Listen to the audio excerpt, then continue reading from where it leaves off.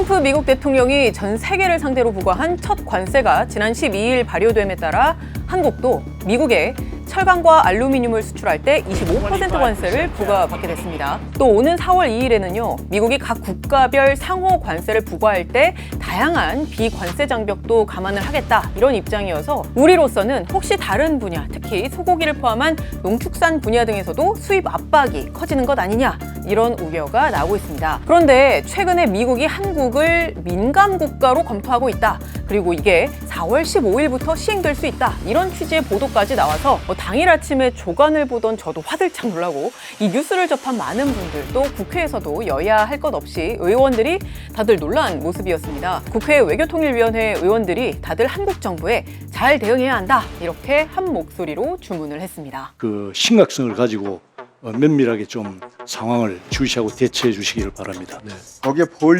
분류되지 않게 좀 꼭 좀 해주십시오. 한국 정부는 미국 에너지부가 한국을 민감 국가로 분류하려는 동향이 사실인지 구체적인 상황을 파악 중이다, 이런 입장이고요. 또 경각심을 갖고 이 문제를 대처하겠다, 이렇게 입장을 설명을 했습니다. 우려를 충분히 공감하고 있고요. 경각심을 가지고 이 문제를 대처하겠습니다. 네, 외교부는 이 문제에 대해서 관계부처와 함께 적극 대응하고 있으며 미측 관계기관과도 긴밀하게 협의 중입니다. 그런데 많은 분들이 대체 민감 국가라는 게 뭐길래 미국이 한국을 민감 국가로 분류를 하게 되면 무슨 사달이 나는 것인가, 이렇게 궁금해하시는 것 같아서요. 팩트는 기본, 맥락까지 전해드리는 딥백에서 이 주제를 다뤄봤습니다. 함께 보시죠.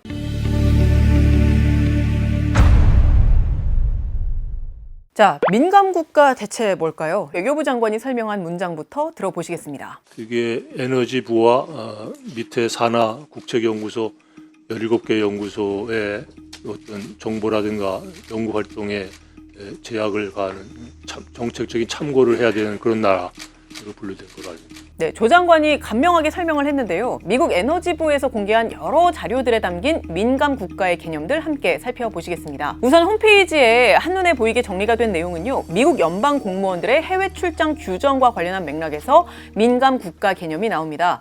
여기에서는 뭐라고 정의를 내렸느냐 하면요, 민감 국가란 정책적인 이유로 특별히 고려되는 국가다. 여러 국가들은 국가 안보, 그리고 핵 비확산, 지역 불안정, 그리고 경제 안보 위협, 테러 지원 등을 이유로 민감 국가 목록에 포함될 수 있다. 그리고 이 목록은 미 에너지부 산하의 정보기구인 정보방첩국이 관리한다, 이렇게 정의가 돼 있어요. 그리고 저희가 미 에너지부 아카이브에서 검색을 해봤더니 공개된 자료 중에서 가장 최신 자료 중에 외국인의 미국 연구기관 접근 제한에 대한 문서가 있었는데요. 여기에도 민감 국가가 언급된 대목이 있는데 비슷했습니다. 그렇다면 민감 국가들은 어딜까요? 일단 한국 정부 당국자는 이렇게 설명을 합니다. 테러 지원국은 북한, 시리아, 이란 등 4개국이고 위험 국가는 중국, 러시아 이렇게 두 곳이고, 민감 국가는 인도, 이스라엘, 파키스탄, 사우디아라비아, 타이완 등 8개국 정도로 알고 있다, 이렇게 설명을 합니다. 그런데 저희가 미국 에너지부가 공개 자료로 확인을 한 민감 국가 리스트라는 건 적어도 최근에는 없었습니다. 근데 과거에는 검색을 해보니까 있더라고요.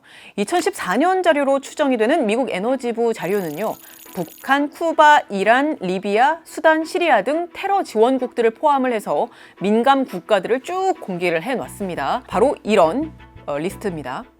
더 이전에는요, 1981년도로 추정되는 리스트도 있던 사실이 파악이 됩니다. 미국의 회계감사원 GAO의 1988년 리포트의 부록에 보시면요, 공산주의 통제 및 기타 민감국가 총 68개국 중에 한국도 포함이 되어 있는 걸 볼 수가 있습니다. 그래서 조심스럽지만 사실 현재 많은 언론이 미국이 분류하는 민감국가에 포함이 되게 되면 사상 최초다라고 많이들 보도를 하고 있는데, 저희가 찾은 이 자료를 기반으로 볼 때 최초가 아닐 수도 있다, 이런 생각이 듭니다. 그러면 민감 국가로 분류되면은 어떤 일이 일어나는 건가요? 네, 그 미국 에너지부 자료를 기준으로 말씀을 드릴게요. 저희가 찾은 공개 자료는 총 2개인데요.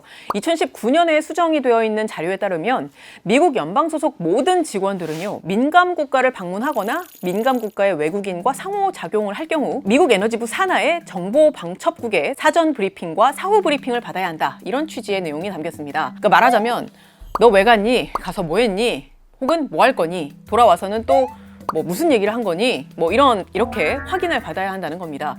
그리고 2022년에 수정이 된 자료에 따르면요, 민감 국가로 분류가 된 외국 기관과 또 외국인의 경우 보안 심사 과정, 그러니까 신원 조회라든지 미국 에너지부 소속 연구기관의 방문 배경, 목적에 대한 확인 절차가 매우 까다로워집니다. 민감 국가 출신이 NNSA, 그러니까 미국 에너지부 산하의 국가 핵 안보국인데요. 여기와 관련한 연구소 그리고 정보 기술에 대해서 접근을 요청을 하면요, 반드시 사전에 인디시스 체크라고 불리는 일종의 보안 심사 과정을 거쳐야 합니다. 이 인디시스 체크가 뭐냐면요, 해당 외국인이 국가 안보를 위협할 가능성이 있는지 판단을 하기 위해서 파일들을 검토하는 과정이라고 보시면 되는데요. 어쨌든 이걸 사전에 반드시 해야 하는데, 그리고 꼭 민감 국가 출신자가 미국의 핵 관련 연구소가 아닌 다른 기타 민감 주제에 대한 접근 요청을 할 때도 사전에 반드시 이 심사 과정을 거치게 돼 있습니다. 접근을 하기 45일 이전에는 최소한 팩트라는 외국인 접근 통합 추적 시스템이 있는데 여기에 등록을 하는 것을 권고한다, 이렇게 되어 있습니다. 그러니까 그 말은 뭘까요? 만약 한국이 민감 국가가 되면 국가 안보에 직결이 되는 민감하고 중요한 주제를 연구하는 한국인 학자들이 최소 미국 연구기관 방문 45일 전에는 왜 출장을 가는지, 나는 누구고 또 무슨 연구를 하러 가는지를 일일이 다 정확하게 알려야 하고, 검토 과정에서 허가가 안 날 가능성도 배제할 수 없다, 뭐 이런 상황이라는 겁니다. 민감 국가 출신 언론인의 경우에도 그 미국 에너지부 본부에 대한 접근이 까다로워집니다. 민감 국가 출신 또는 민감 국가의 언론기관을 대표하는 언론인의 경우 접근 전에 사전 심사 및 승인 절차를 거쳐야 되고요. 이 과정은 팩트 시스템에 문서화되어야 하며 접근 허가 전에 반드시 완료되어야 한다, 이런 내용이 담겨 있습니다. 그렇다면 민감국가 출신자들이 미국 에너지부 소속 연구소 등을 방문할 때에만 영향을 미치는 건가요? 아니요, 그렇지 않습니다. 실질적인 연구 참여 기회나 과학기술 협력 분야에도 큰 영향이 갈 수가 있습니다. 한국이 민감 국가로 분류가 되면요, 미국 국립연구기관이나 대학의 원자력, AI 등 첨단 기술 연구에 참여하려는 우리 한국 연구자들은 지금보다 훨씬 엄격한 인증 절차를 통과해야 하는데요. 또 주요 연구에서 배제될 가능성도 빼놓고 생각할 수가 없습니다. 즉, 국가 안보와 직결되기도 하고 또 경제적 측면에서도 상당히 중요한 첨단 기술 분야의 한미 공동 연구가 어려워질 가능성도 배제할 수가 없습니다. 특히 원자력계 전문가들은요, 현재 한미 간의 협력을 하고 있는 핵 폐기물, 그러니까 사용 후 핵 연료의 건식 재처리 방식인 파이로 프로세싱과 같은 공동 연구 분야에 차질이 불가피하고, 이러한 연구 차질이 더 나아가서 한국의 원자로 수출에 타격을 주는 등 산업계에 큰 영향을 미칠 수 있다, 이렇게 보고 있습니다. 우리나라를 민감 국가를 지정을 하게 되면은 그 파이로 프로세싱 협력도 어려워질 것이에요. 우리가 원자로를 수출한다고 할 적에 지적재산권 목적 외에 안보적인 그 목적을 가지고 딴지를 걸 수가 있는 거죠. 그렇게 되면은 우리 원자로 수출이 커다란 타격을 받을 수가 있죠. 그런데 많은 언론들이 이렇게 보도를 하고 있죠. 민감 국가로 분류가 되면 원자력과 인공지능, 나노과학, 슈퍼컴퓨팅 등 첨단 과학기술 협력과 연구 참여 등이 엄격히 제한된다, 이렇게 보도들이 되고 있어요. 그런데 저희가 앞서 말씀을 드린 대로 미 에너지부 차원에서 콕 집어서 이 분야가 제한된다, 뭐 저 분야가 제한된다, 이렇게 분야를 공개한 자료는 적어도 최근 자료는 없긴 합니다. 하지만 아마도 이런 분야들일 개연성이 충분합니다. 왜냐하면요, 국가핵안보국 소속 국립연구소 접근에 제한을 한다는 얘기는 그건 곧 핵과 관련한 연구, 정보, 기술 등에 대한 접근을 막겠다는 얘기잖아요. 그리고 저희가 앞서도 보여드렸지만 그 아주 과거 자료이긴 하지만 1988년도에 미국 회계감사원이 공개한 리포트의 부록에 보시면요, 미국 에너지부의 1981년도 문서에 18개의 민감 주제가 지정이 되어 있는데 그걸 보면 핵과 관련한 내용들이 꽤 있었거든요. 그런데 최근에는 단순히 핵뿐만 아니라 또 다른, 그러니까 국가안보에 직결될 수 있는 다양한 분야가 충분히 추가가 될 수 있을 거라는 예상이 가능하죠. 2019년도 사이언스지 기사를 함께 보실게요. 이 기사에 따르면요, 미국 에너지부의 자금을 지원받는 과학자와 그리고 민감 기술을 훔치려는 것으로 의심이 되는 특정 외국 정부 간의 해외 연구의 협업을 제한하기 위해서 하나의 어떤 새로운 규칙이 제안이 됐다라고 합니다. 그런데 이 새로운 규칙은요, 신흥 연구 분야 및 기술에서 일하는 미국 에너지부 자금을 지원받는 연구원이 민감 국가의 동료들과 협업하는 걸 금지한다, 이런 내용이 담겼습니다. 자, 사이언스지는 그 미국 에너지부의 최근 연구 우선순위를 고려할 때 영향을 받는 분야에는 인공지능, 슈퍼컴퓨팅, 양자정보, 나노과학, 그리고 첨단 제조가 포함될 수 있다. 이렇게 봤습니다. 이는 미국 에너지부가 역사적으로 핵 기밀을 보호하는 데 초점을 맞춰왔다면 앞으로는 신흥 연구 분야 그리고 기술까지 확대될 수 있는 여지를 보여준다라고 볼 수 있겠습니다. 그러면 2019년에 그런 거면은 최근에도 이렇게 미국이 조치를 취하고 있나요? 네, 그 말씀하신 조치가 그 보안을 강화하는 조치를 말씀하신다면 맞습니다. 미국 에너지부는요, 지난해 12월 의회의 지침에 따라서 최근 몇 년간 연구 보안 정책을 강화해 왔습니다. 미국 에너지부가요, 오는 4월 15일부터 미국 에너지부 소속 국가안보연구소의 비공개 구역에 중국, 러시아, 이란, 북한 시민 및 요원들이 접근하는 걸 금지하는 내용의 법안을 시행한다고 합니다. 이 국가안보연구소가 특히 미국 에너지부 산하에 총 17개 연구소가 있는데 이 중에서도 미국의 안보에 가장 밀접하다고 판단이 되어지는 연구소 3곳, 로렌스 리버모어 국립연구소, 그리고 로스앨러모스 국립연구소, 그리고 샌디아 국립연구소, 이들 3곳의 비공개 구역의 접근을 막는다는 내용이라고 합니다. 저희가 이 자료를 찾는 과정에서 지난달에 열린 청문회의 내용을 좀 살펴봤는데요. 미 의회가 연구 보안을 굉장히 강하게 밀어붙이는 맥락 속에 관련자들의 증언을 직접 들었는데요. 어떤 그 미국의 그 연구 보안을 강조하는 그런 전반적인 분위기를 알 수 있는 것 같아서 저희가 가져와 봤습니다. 이 청문회는요, 2017년부터 2021년까지, 그러니까 트럼프 1기 행정부 시절에 미국 에너지부의 과학 담당 차관이었던 인물이 등장하는데요. 이 인물을 포함해서 바이든 행정부 출신 등 관료들의 발언들이 쭉 이어집니다. When I took over the role of undersecretary, I discovered that we had significant stealing of technology at the labs.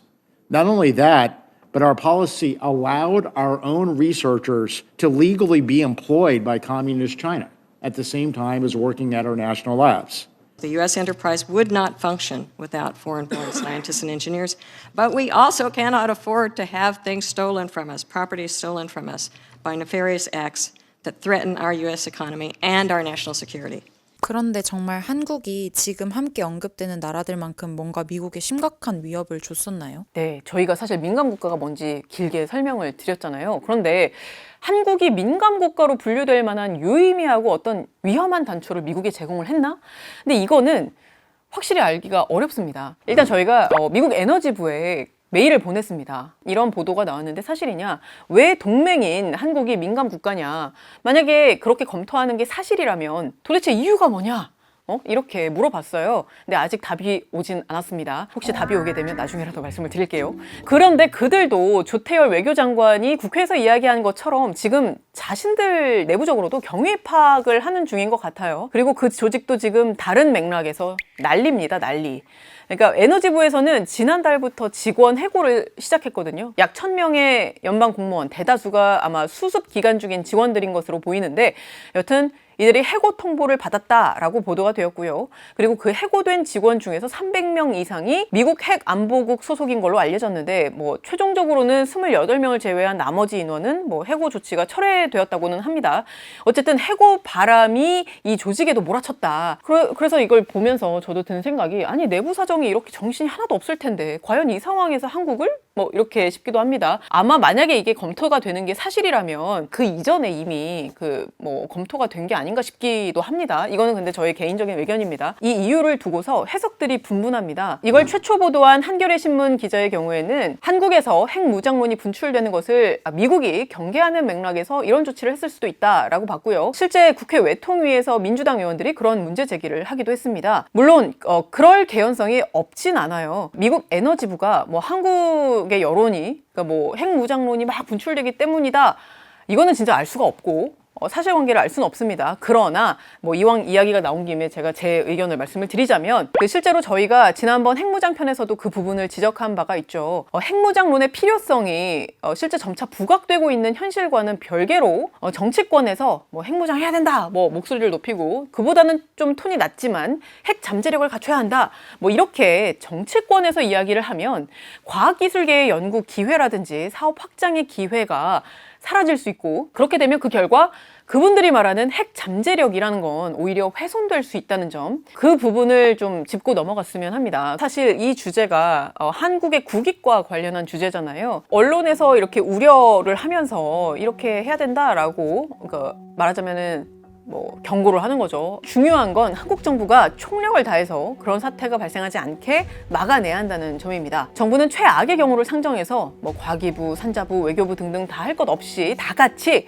4월 15일 전에 어쨌든 이게 현실화하지 않도록 총력을 다해야 할 겁니다. 이상입니다. 저희가 준비한 내용은 여기까지고요. 저희가 준비할 때 참고한 자료들은 여기 이렇게 있습니다. 참고해 주시면 좋을 것 같고, 혹시 또 궁금한 부분이 있으시거나 또 저희가 좀 다뤘으면 하는 주제가 혹시 있다면 의견 남겨주시면 감사하겠습니다. 지금까지 딥백의 김혜영이었습니다.